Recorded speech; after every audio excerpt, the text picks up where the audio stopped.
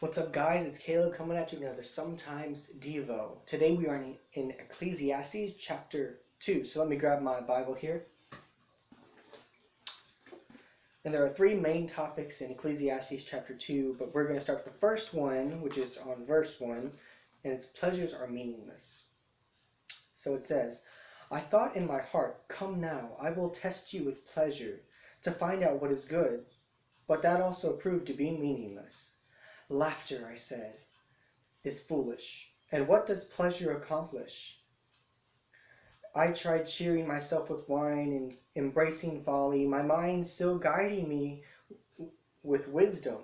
I wanted to see what was worthwhile for men to do under heaven during these few days we have.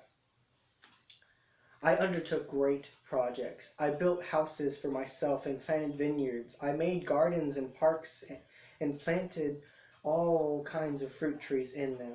I made reservoirs to water groves of flourishing trees. I bought male and female slaves and had other slaves who were born in my house. I also owned more herbs and flocks than anyone in Jerusalem before me. I amassed, I don't know what that says, silver and gold for myself, and the treasure of kings and provinces I acquired, men and all women singers, and a harem as well, and the delights of the heart of men. I became greater by far than anyone in Jerusalem before me, and all this my wisdom stayed with me. I denied myself nothing my eyes desired. I refused my heart no pleasure. My heart took delight in all my work, and this was the reward for all my labor.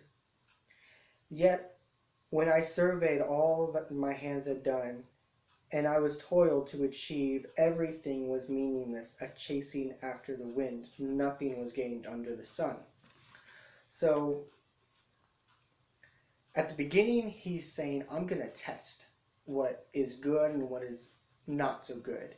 I'm going to see, it says, laughter is foolish and folly, and he tried to cheer himself with wine. So he tried to find pleasure with drinking, and try to find a pleasure in women, and try to find pleasure in the things of this world. He said he wanted to see what men could do to enjoy on these few days we have on this earth.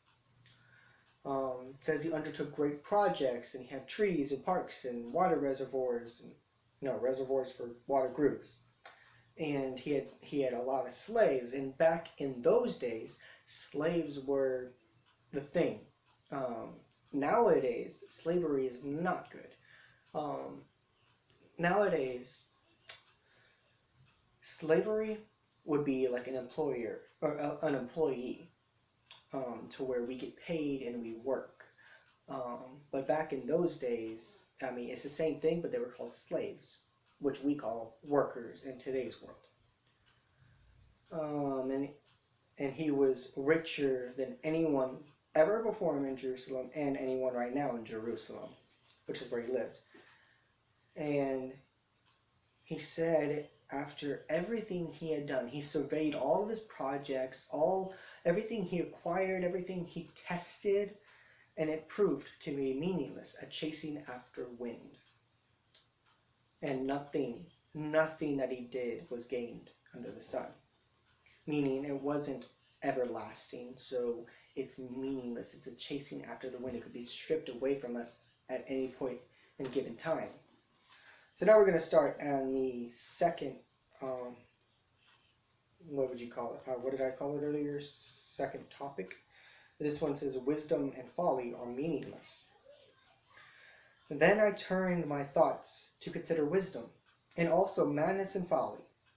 What more can the king's successor do than what has already been done?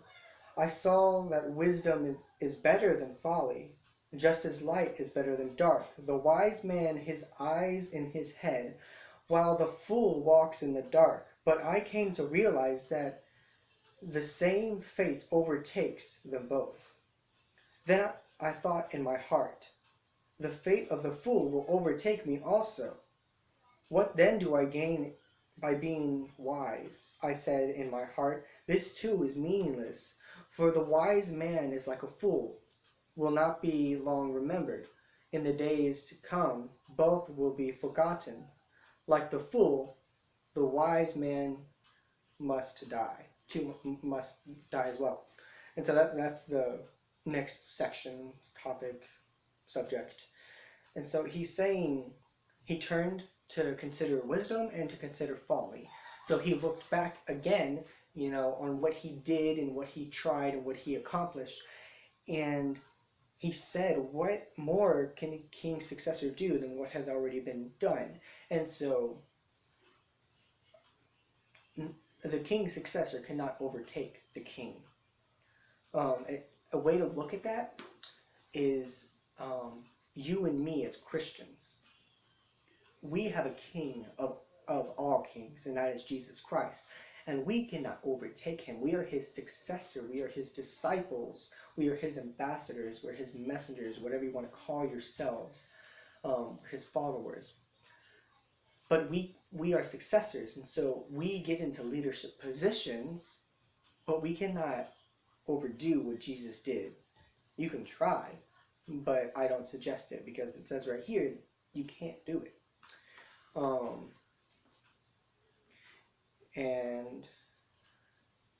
And it says, the wise man like the fool will not be long remembered. It's just kind of a fact.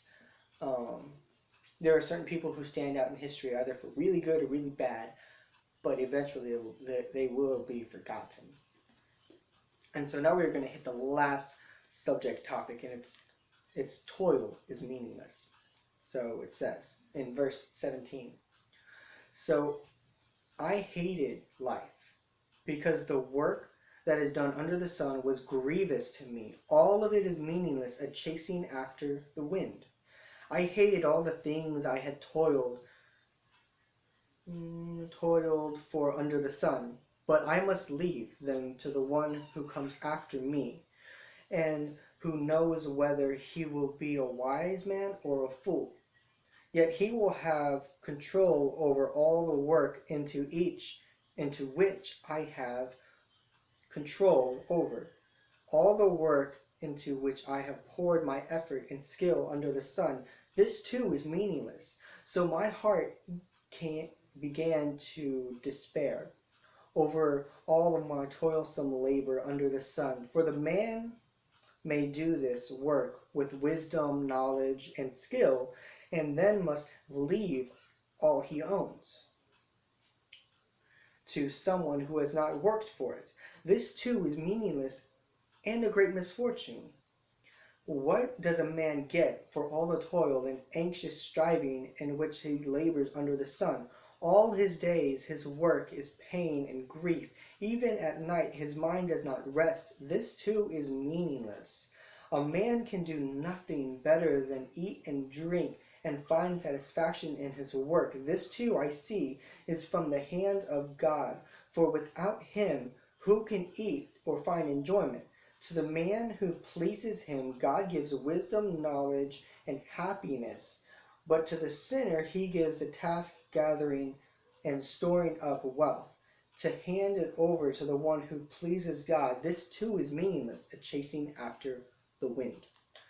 And so a lot of that right there in that last section, toil is meaningless, a lot of it said meaningless, and a lot of it said it's a chasing after the wind. And at the beginning he said, I hated life. And what he meant was he hated what he made of life, why he strived in life, why he went after folly, why he went after the things of this world, because the things of this world can and will fade away. And he was realizing this time and time again, and everything that he gets one day, he will have to pass on when he dies to the person who did not work for it. He worked for it, so it's meaningless.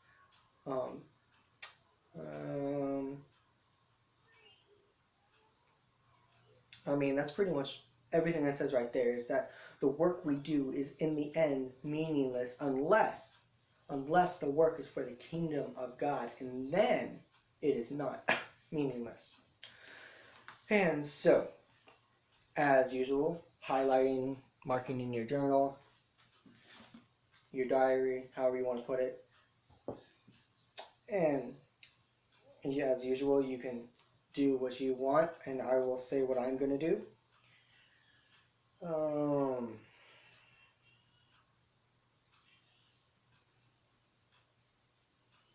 Man. I'm going to do verse 11. Yet when I had surveyed all my hands had done, and what I had toiled to achieve, everything was meaningless, chasing after the wind. Nothing was gained under the sun. Okay? And then I'm going to do verse 12. Then I turned my thoughts to consider wisdom, also madness and folly.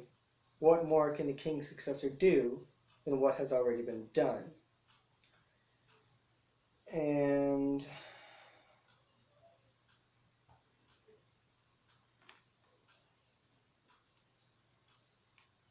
I'm going to do verse 17. So I hated life because the work that is done under the sun is grievous to me. All of it is meaningless, a chasing after the wind. 21. For a man may do his work, wisdom, knowledge, and skill, and then must leave it to someone who has not worked for it, this. And it's meaningless and has a great misfortune. And at the end, the last verse 26, to the man who pleases him, God gives wisdom, knowledge, and happiness. But to the sinner, he gives a task to the gathering, storing up wealth, to the hand over to the one who pleases God. This too is meaningless, a chasing after the wind. That's what I'm going to do.